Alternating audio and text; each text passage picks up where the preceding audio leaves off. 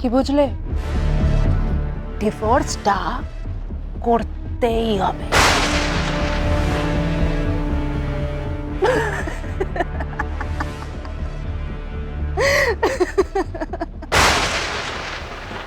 তোমাকে ওকে ডিভোর্স ডিভোর্সটা ভালোই ভালো বলে ভালো না হয় তাহলে আমি কোনো রাগ ঢাক না রেখেই দেব। আমি কিন্তু সহচরিয়ে বাঁচতে দেব না।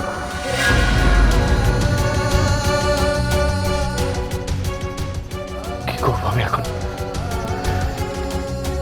কি করবো?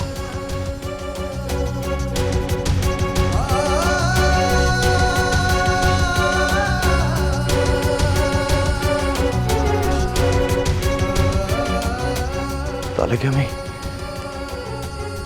সুইকে আলাদা করে দেখা করে পুরো ব্যাপারটা বলবো? ওকে বোঝাতে হবে যে দেবিনা যেটা চায় সেটা না পেলে পরে ও আরো ভয়ঙ্কর, আরো হিংস্র হয়ে উঠবে।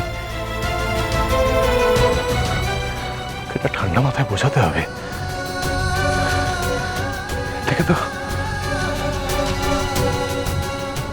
এর থেকে তো আমাকে ডিভোর্স দিয়ে দেওয়াটাই ভালো। এটাতে অন্তত সই বেঁচে যাবে।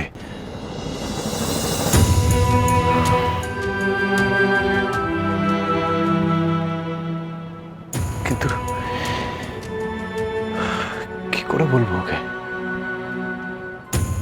বাড়িতে সবার সামনে তো,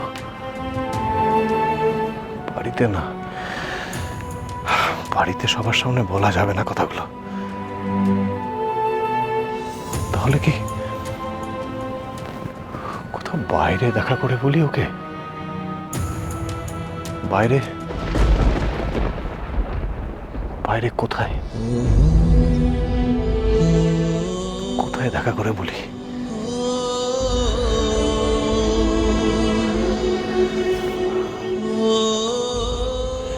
কিন্তু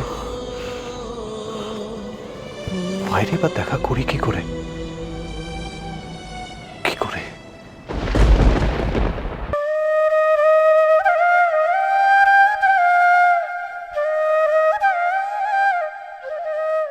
এই নে তোর ব্ল্যাক কফি। টুবান, হ্যাঁ বউঠান বল। এই নে চাটা নে। বড় বৌদি, হ্যাঁ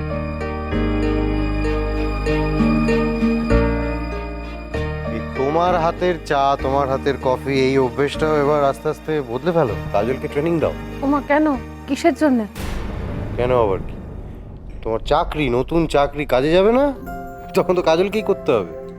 কাজ আর হয়েছে, সব কথাবার্তা হয়ে গেল, ঠিক হয়ে গেল, কিন্তু ওই অফার লেটারটা তো আর এলোই না রে। তাই তো, তোর অফার লেটার তো এখনো আসেনি, তাই না বউঠান? আসেনি তো। সইমা এত ভাবিস না, ওই আর্যের চাকরিটা তোর একেবারে ফিক্সড। তুই জানলি কি করে? আরে আমার তো ঠাকুরের সাথে গোপন মিটিং ছিল, সেখানেই সব ফিক্সড হয়ে গেছে। সে কি, এটা তো নতুন শুনলাম। গব্বরের সঙ্গে ঠাকুরের মিটিং, এটা তো আগে শুনিনি। এটাই তো মজা, এই ঠাকুর সেই ঠাকুর নয়, এটা হচ্ছে ভগবান। না না বলবি, এটা মজা নয়। আমারও এবার চিন্তা হচ্ছে এই অফার লেটারের ব্যাপারটা নিয়ে। আমিও কিন্তু এই অফার লেটারের ব্যাপারে কোনো খবর পাই।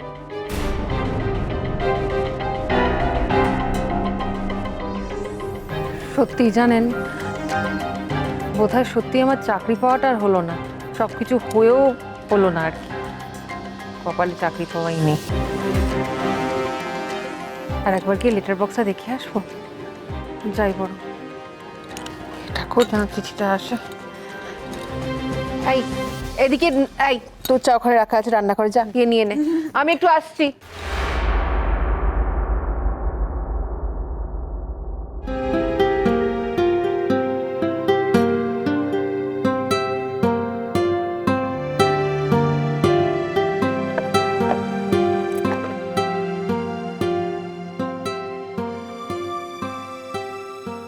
এখন আশেপাশে কেউ নেই, এই সুযোগ সুয়ের সাথে কথা বলার। সইমা,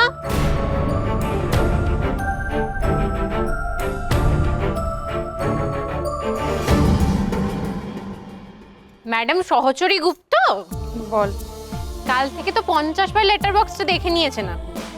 তোর যে চিঠিটা আসবে সেটা রেজিস্ট্রি লেটার, স্পিড পোস্টে আসবে, ওটা সই করে নিতে হয় রে, লেটার বক্স দেখে কোনো লাভ নেই। এলেন আমার সব জানতা, সব জেনে বসে আছে। খুঁজবো আমি, 1000 বার খুঁজবো।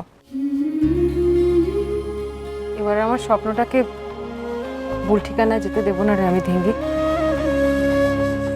তাই দেখছি বারবার।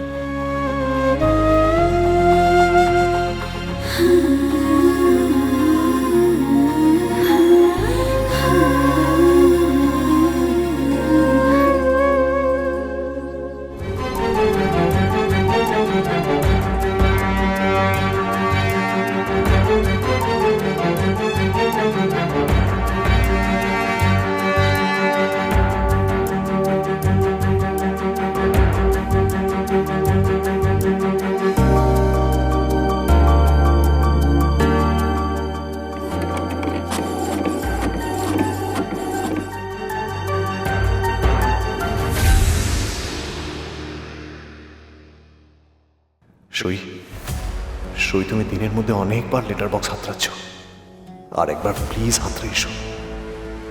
এই চিঠিটা তোমার হাতে পড়া খুব জরুরি, খুব দরকার।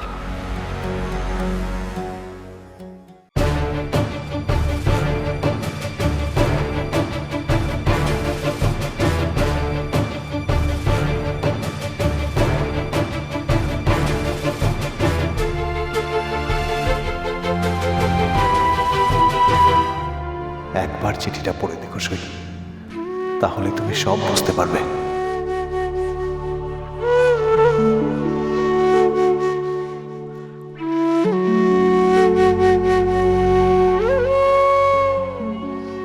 সমরেশ,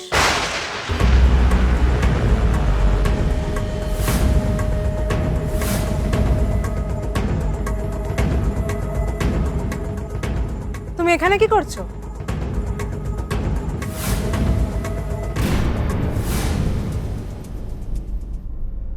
হ্যাঁ, কি করছো তুমি? তুমি এরকম হঠাৎ করে চমকে গেলে কেন? কোথায় কোথায় চমকেছি না তো? কিন্তু কি করছো তুমি এখানে, বলবে সমরেশ? না মানে মানে কি মানে? হ্যাঁ, ওখানে লেটার বক্সের সামনে ঘোরাঘুরি করছিলে কেন?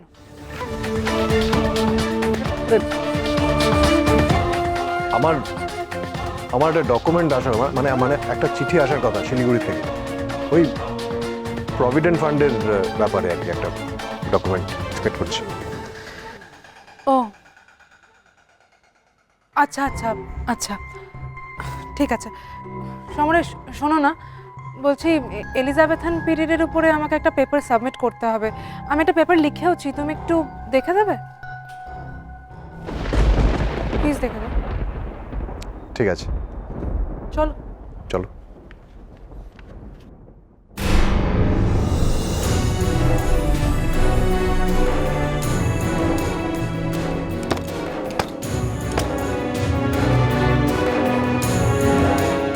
সইমা, সইমা, আসছি ধিঙ্গি, পাপোশগুলো কেটেছি, মেলে দিয়ে আসছি। একবার অন্তত লেটার বক্সটা হাতড়ে দেখো সই, প্লিজ একবার অন্তত দেখো।